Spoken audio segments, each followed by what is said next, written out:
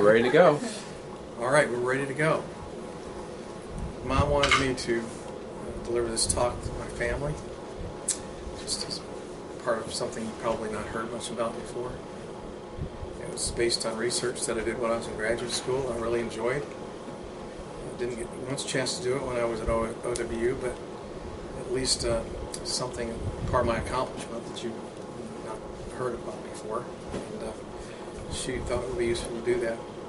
I was invited to give a presentation by Dr. Brian Turner, who's the head of the Science and Math Department at OWU. He followed me in my position.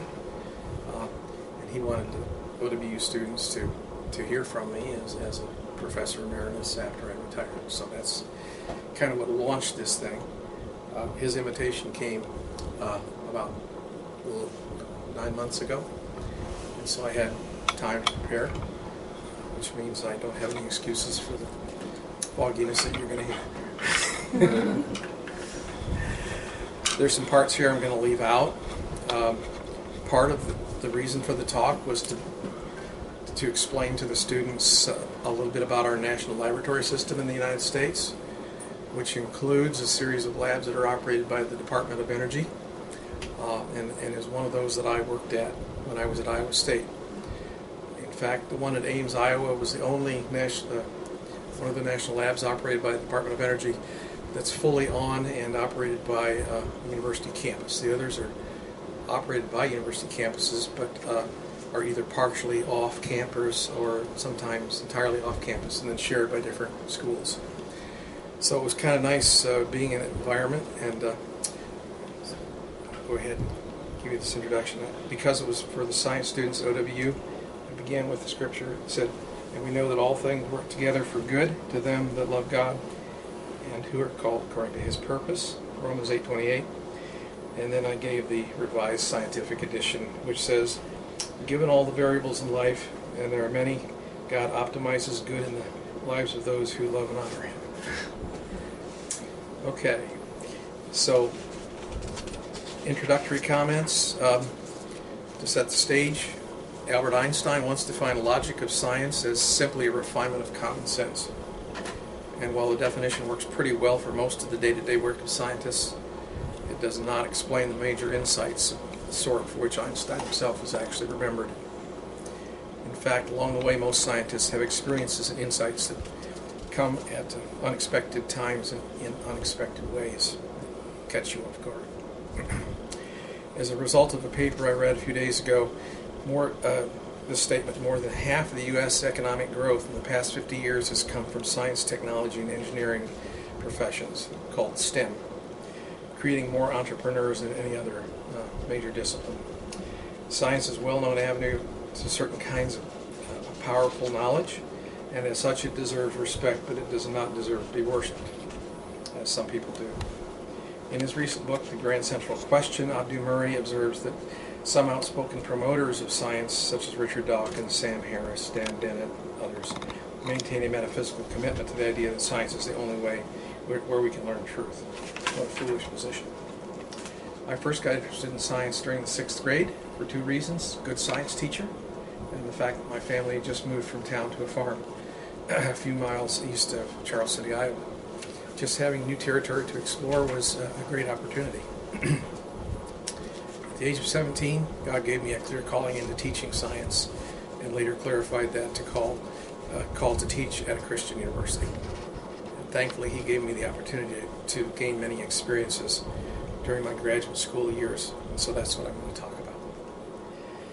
One thing that I discovered many years ago is that the practice of science has much more in common with the arts and humanities than is often assumed. Certainly, science involves the discovery of objective information about things that already exist in the world, but the scientific enterprise can also be a very creative activity that can appeal deeply to our sense of having been made in the image of God. In spite of the routine and mundane aspects of much of scientific work, the scientific Christian scientist and mathematician will at least occasionally experience a sense, as expressed by the mathematician and astronomer Johannes Kepler, of thinking God's thoughts after him. For the secular scientist, personal experiences and research may produce a reverence of nature. But the Christian scientist, as such, should direct his reverence always toward the Creator and not toward nature itself. So, as a smart or creative or even lucky person in the sciences, it's often very exciting to be the first human being to discover or create something new. And we can't make anything whose potential, however, doesn't already exist and is known by the Creator. So the natural world has lots of built-in constraints, but these constraints are, are part of the structure that provides the opportunities for creative discovery. And then there are 3 quotes that relate to that that are from different books.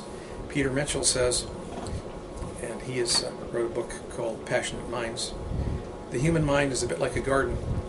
You prepare the garden and plant things there, facts, ideas, and so on, and you keep rearranging it. It can be really hard work. We're always testing our ideas and hoping that we're right, but wrong science is often much more fun than being right. Because the next day you wake up with a new horizon in view." And then Michael Berridge, cell biologist, says 9 times out of 10 you get the results that you're hoping for, but occasionally you get the unexpected. So you repeat the experiment, and if the same thing happens again, you begin to get the feeling that there's something new and unusual here, something interesting, something exciting. For me, the most pleasurable thing, moments in the lab, are when you have informal discussions with your colleagues over new results, and that's what really makes the scientific life worthwhile. And then from a book by physicist Richard Feynman, Nobel laureate in physics, it says, "The prize of doing science is the pleasure of finding things out. The kick in the discovery, the observation that somebody actually might want to use my work. The most important principle in science is that you must not fool yourself." And he says, you are, in fact, the easiest person to fool. You have to be very careful about that. You just have to be honest in a conventional sort of way. I'm talking about a specific type of integrity here. Bending over backwards to show how you may be wrong about something. And it's our responsibility as scientists, and also to laymen. So that was the introduction. Now, the next thing that I did in the talk is I had Mom read related to something on slide 11. So I'm going to go ahead and move the presentation forward here to that point, and then I'll just summarize what I had her read in about 3 or 4 sentences. So, launch this here.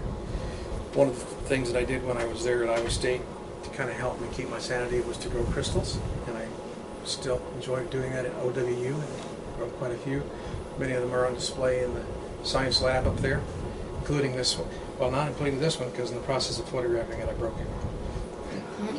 But those were some of the ones. And that one with the real thin section is an extremely rare event called twinning. And that's why I wish I still had it, but I don't.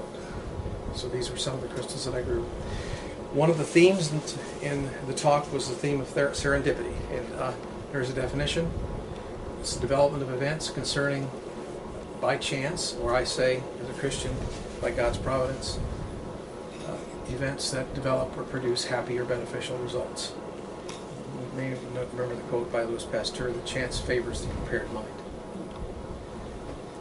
In looking at this, I want to honor 2 key people in my professional life. One of them was one of my professors at Oklahoma Wesleyan, Dr. Ted Suppridge, who is still living. He and his wife live in Kentucky. He was a mathematician. Was a great inspiration to me. One that encouraged me to go to Houghton College, which obviously had a huge impact on everybody here. All right. So serendipity storage number 1, I'll kind of keep this relatively brief, is that Ted was my teacher there, and through his encouragement, he knew I was interested in chemistry, and he knew that Houghton College offered the best of the chemistry programs in the Wesleyan Church, and he knew that I loved the environment of a Christian college, and so he's the one that encouraged me then to go on. Serendipity story number 2 relates to an assignment that I had when I was a student at Houghton. Again, serendipity refers to things that appear to be chance events. So for a seminar paper, a box was passed around with the names of elements on little slips of paper. We'd reach in and draw one out.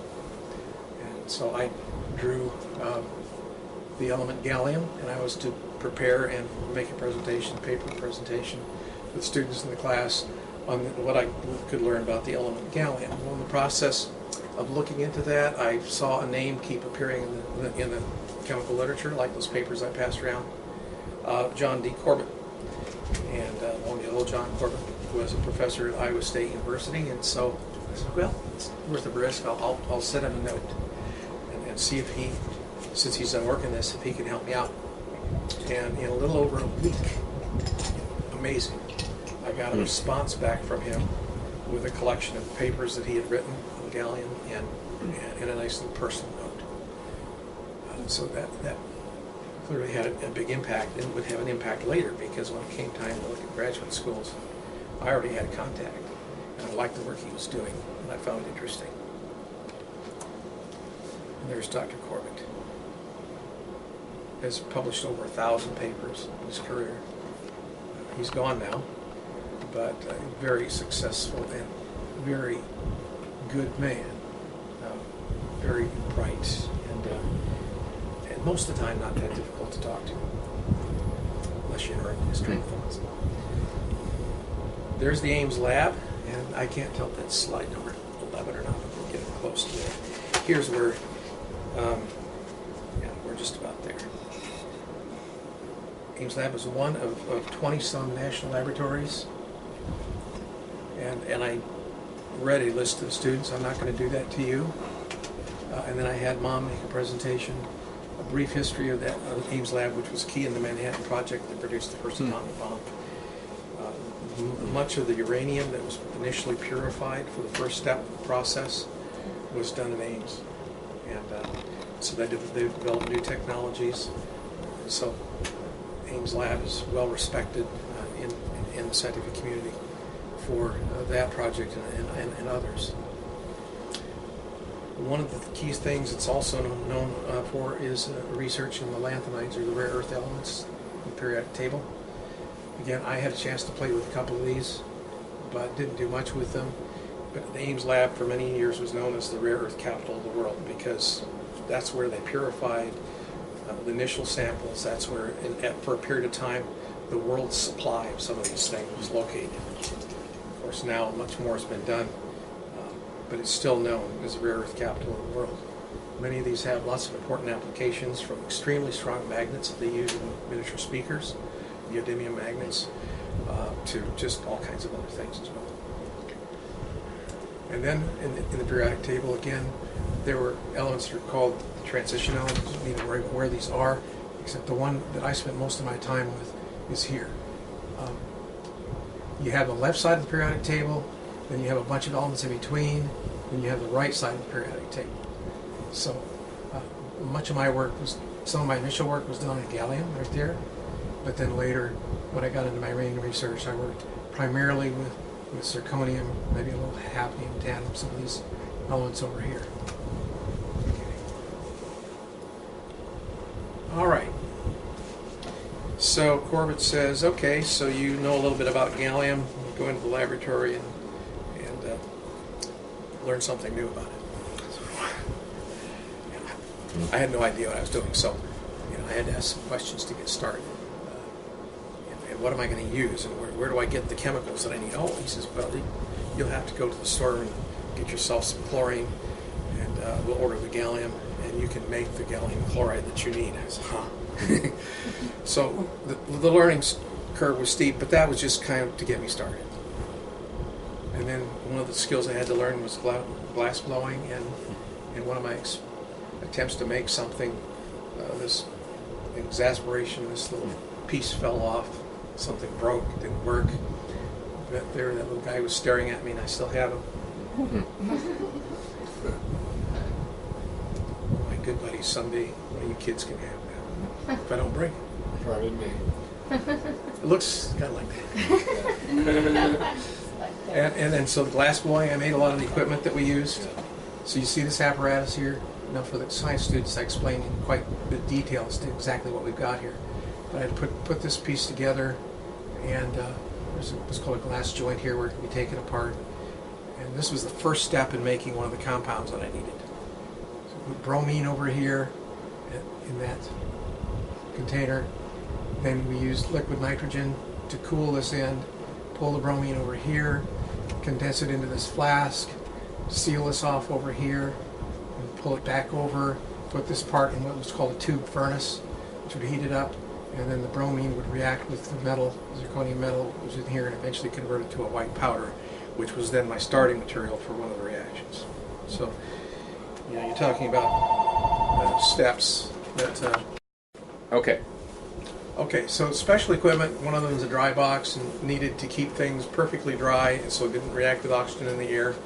So the box is filled with nitrogen, which doesn't react with things very well. And we use a material to keep the moisture at an extremely low level, very, very low humidity, so we could work with these things. Otherwise, we couldn't do the reactions. So we had to do that. So it required a lot of special equipment, like the dry box. And other things like furnaces and controllers and all this stuff looks different today, but basically to maintain temperature. And in a very special dry box that was used to handle bitty crystals that we could use then to determine the internal structure of compounds.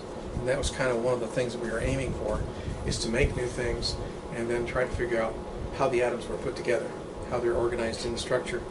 And I'll tell you a little bit more about that later.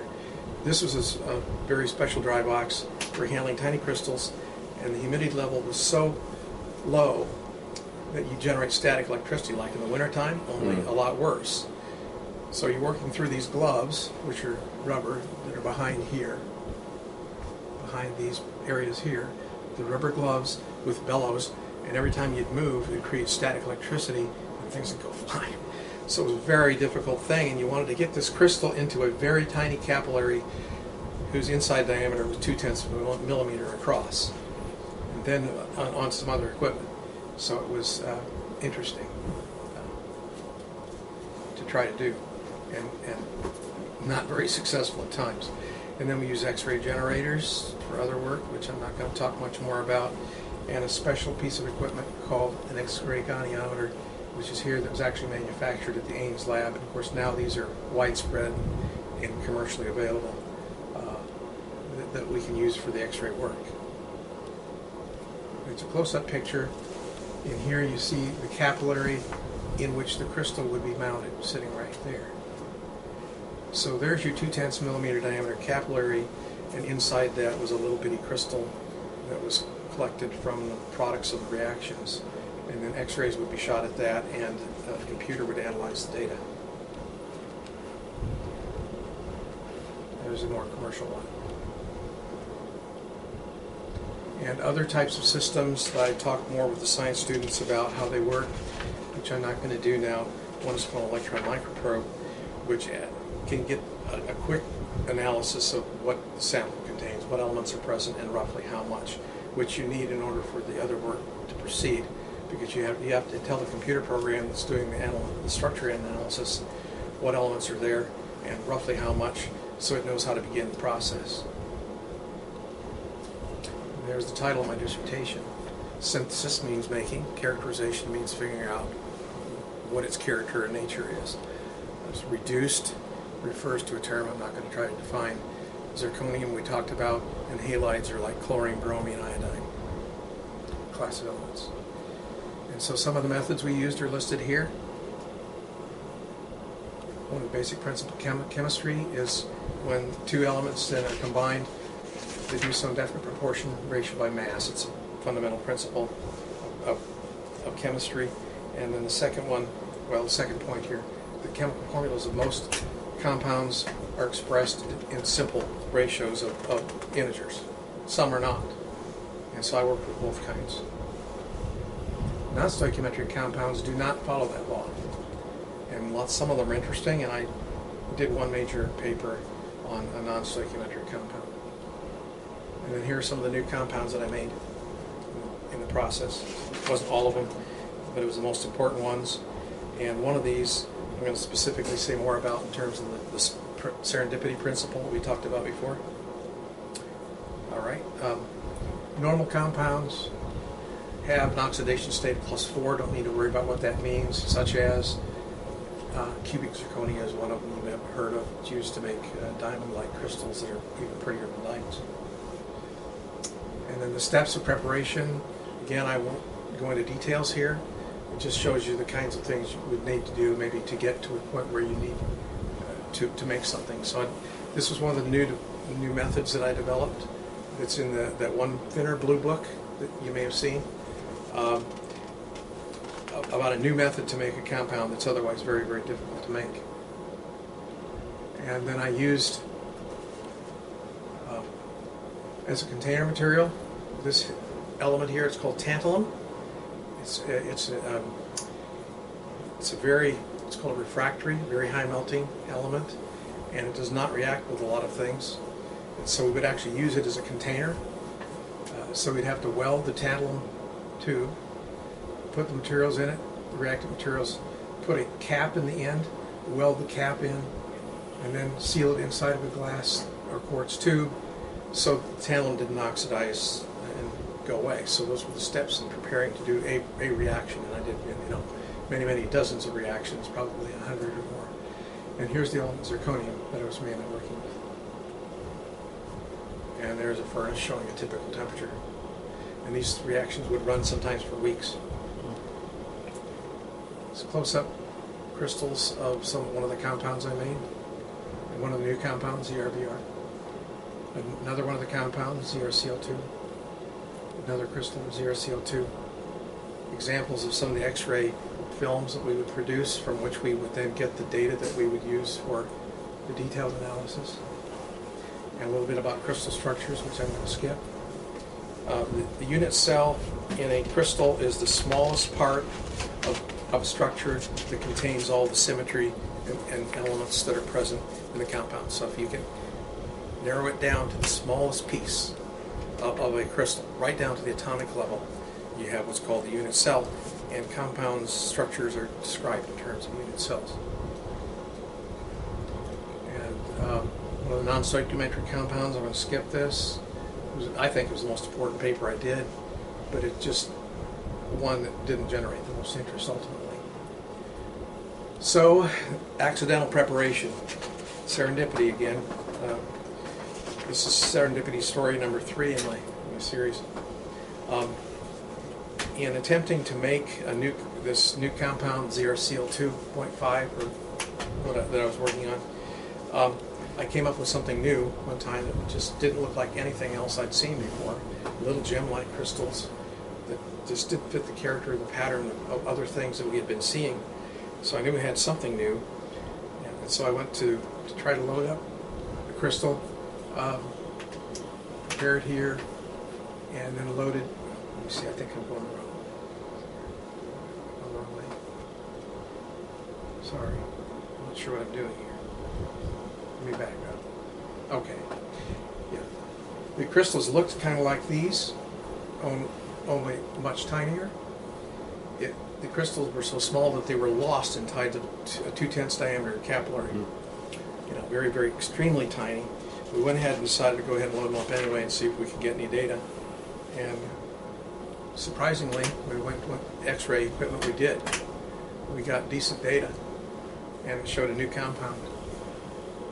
And so I took it to the electron microprobe guy and said, hey, I need a guess.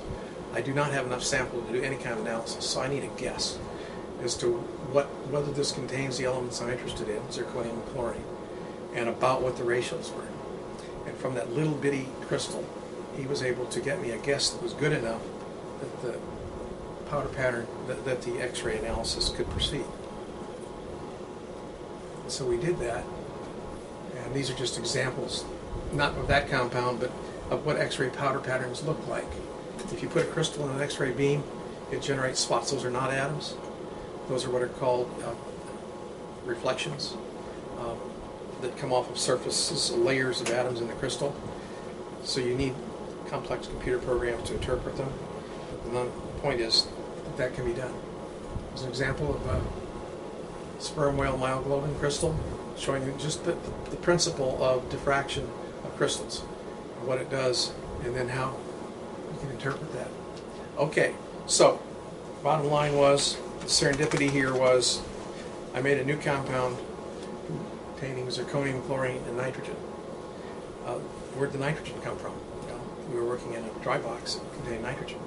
Nitrogen rarely reacts with anything, but one time at least, I got that metal cap driven in that tantalum tube so tight that when I pumped it down to weld it shut, not all the nitrogen came out. There was enough left in there to make this new compound. And I tried, my boss was very interested in it, Corbett, and he says, you got to make some more of that. I said, okay. So I tried several times. I was unsuccessful because I was more careful the next time in pumping the tube out. So eventually, once we figured out what was going on, one of the other graduate students that followed me was able to make more of this by being sloppy on purpose. All right. This is just an example of the result of, this is not this compound, but what one would ultimately get from an X-ray diffraction analysis if you take all the data that you get and you do the mathematics on it, you let the computer programs run their course, you tell that you assign certain spots to certain atoms and then let what's called refinement proceed, so that you have the best agreement between the data set that you've got and what picture you think you have. And if that refines well enough so that you get good agreement between calculated and observed results, then you've solved the structure. And these are just some examples. There's one of them. There's a model of the new compound that I made. I've still got that around somewhere. And some pictures of it showing you the relationship between the atoms. These clusters are all connected to one another in 3 dimensions in a way that's kind of hard to explain, so I'm not going to try to do that. In the paper where we published this initially, we noticed that in the center of that crystal cluster, there were some extra electrons. The extra electrons had to be accounted for. We didn't know how to do it. At the time, we thought that there were only 2 elements present, zirconium and chlorine. But my boss, in his great wisdom, and I'm serious about that, said, well, we can't just ignore those electrons. We have to say what they might represent, even though we don't have a definitive answer. And so the underlying portion represents this concept of being honest, like was mentioned in that one of the quotes by Richard Feynman. We don't know exactly what this means. There are extra electrons unaccounted for. It might mean that there is some residual atom there. That's ultimately what it ended up meaning. So you don't just ignore those things. You sometimes have to finesse them. All right. So out of that turned out to be a surprise and the most important part of my work, the smallest part of my work. So you don't know when you're doing a project of this sort what's going to end up being important at the time. And out of that then came some suggestions in my dissertation for other projects that people could follow up on. And after that happened, then after I graduated, several other students followed up and did their dissertations based on that. And then the whole area continued to expand, and I think today in the literature there are probably at least 100, maybe 200 research papers out there that kind of launched off of this little bitty part or project that happened by accident.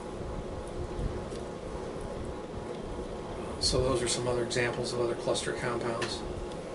All right, science is fun, but nothing surpasses or outlasts the joy of God's great love and mercy. End of the presentation. I applied to probably about a dozen different Christian colleges, including some in Iowa, and it just so happened, serendipity again, if you will, but God's plan, if you will, a position was just opening up at that time. What was the position? Chemistry. I mean, was it the head of the department they were looking for? There was no department at the time. No. At So the time they were needing teaching. a teacher for the classes. They were teaching a 1-semester general chemistry class. That professor was retiring. They were adding a physical science class, which I taught, and so they needed a new science teacher. And the timing was God's timing. Okay. So throughout your career, how many different compounds have you made that were unknown before? The ones that I personally made, probably about 8. And they still use those till today? I don't know what they're used for. Okay. You know, when you're doing research like this, you're opening new pathways. Yes, right. It's like cutting your way through a jungle, if you will. Steve Jobs created the iPhone based on one of these.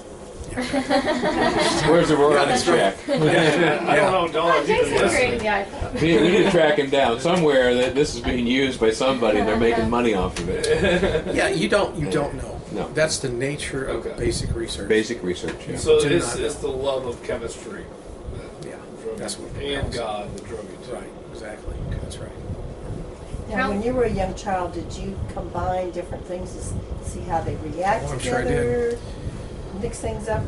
High school chemistry class, I probably should have told the story. Hmm? Our teacher taught us how to make a simple explosive compound. And But he has never and it's, shared us. yeah, and I won't share. Share what It's made it's of. easy. It's easy to make.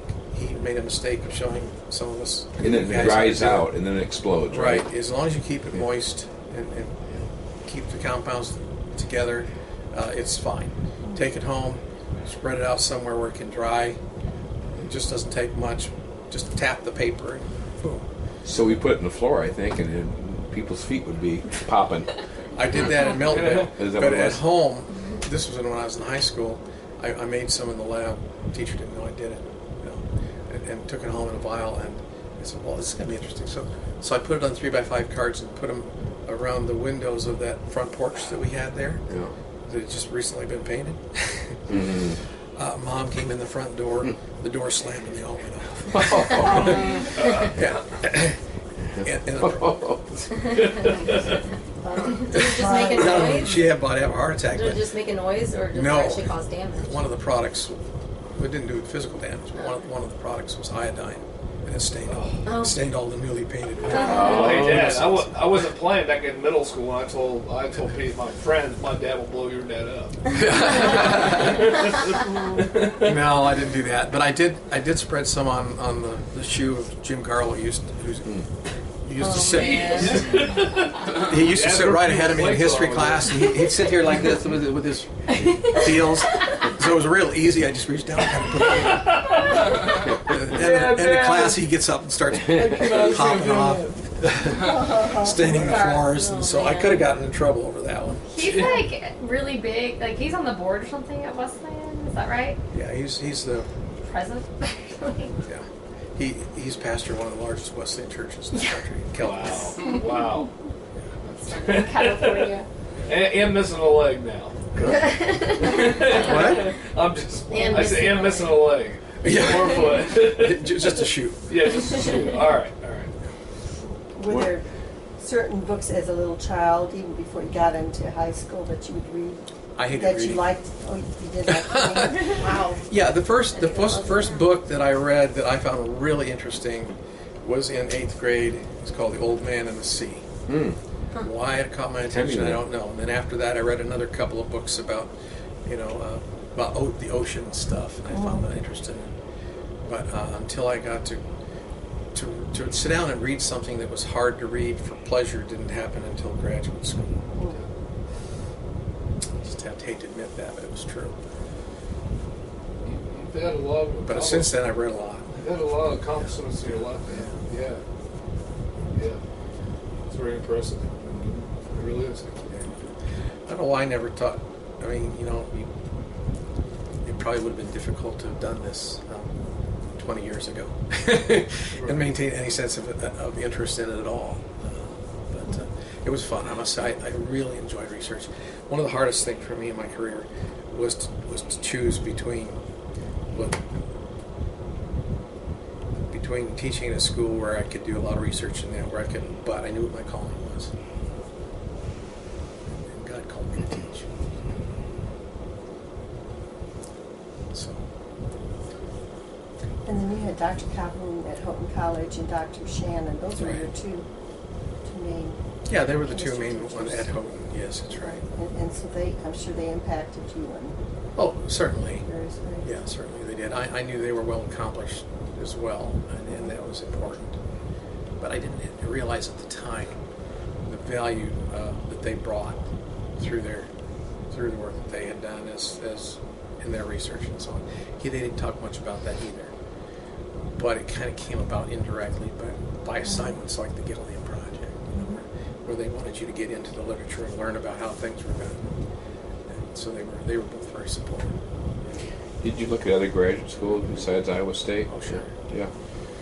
I applied at Purdue. I've got a list somewhere. In fact, I've probably still got some of those letters in the file somewhere. I think I applied to about 7 or 8 grad schools. When all was said and done, that personal contact from Corbett and the fact that he was doing work that I found very interesting, plus being near home was a plus. Sure. But I didn't make my decision on being close to home, although that was important. It was not unimportant by any sense of the word, being a few miles from home. So, when you were a graduate student, you did teach and do research. That's typical if you don't know how that system works. Right. I taught half-time for a year and then took courses. And then after that, then I moved into a combination of research and taking courses.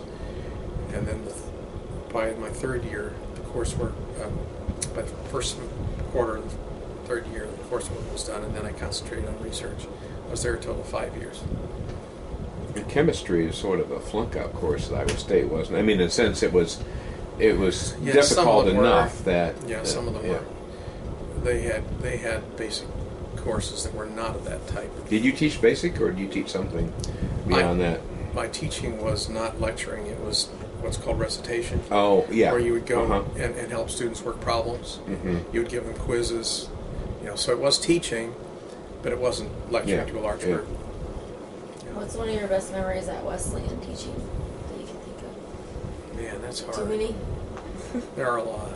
Let's just say if you could sum up in one sentence, what would be the most important thing to you, teaching-wise? There at Wesleyan. God called me to teach. God called, okay. Yeah, it was a clear calling. I've always been thankful for that. I mean, not everybody gets that. Right. A lot of people go into careers really without that kind of clear focus. Yeah. So always consider. And then one of the things that lesson. happens is all the people that you influence, who in fact influence other people, most of which you will never know. Right. But that's one of the real rewarding things about Like teaching is the Sézary. influence that you have on people that you have no idea. Well, especially the Christian calling towards these kids that you taught. I think everybody has calling. It's just the focus is different. In my case, the focus was quite specific. Had God called me to go into research, I would have been pleased, thrilled to have done that because I enjoyed doing it. But that's not what He called me to do. Yeah. And how young were you when you felt this 17. call? 17. Was there a moment of it? Yeah, it was Something at a happened? camp meeting in Charles City, Iowa, when I was singing in the choir. Huh. I can tell you. Were you singing a specific song? Do you remember? People usually associate those calls to being called to the mission field, and well, in a way, you come It's to. true. I tell some of my students, I think you ought to consider going into education, whether it's teaching at a state university or at a Christian college. You are really called into that. In some cases, you will have far more influence than you would as a youth pastor. I think. Right. No, I think, sometimes callings come quickly and easily. Mm-hmm. Sometimes they come slowly and painfully. Well, you're called into business. You're called into nursing. You're called into, so you make a difference in people's lives if you're in your calling. Do you happen to remember the minister that was given, or was it a camp meeting? Camp meeting. That type of thing? No, Okay. I have no recollection of it. I just remember the environment, the situation. And of course, I had a great high school chemistry and physics That teacher. has a lot to do with it. I think that was very important. But so I felt earlier an interest in the possibility of teaching or research, but it didn't become a calling, which is something pretty specific until that particular time. But I realized a lot of people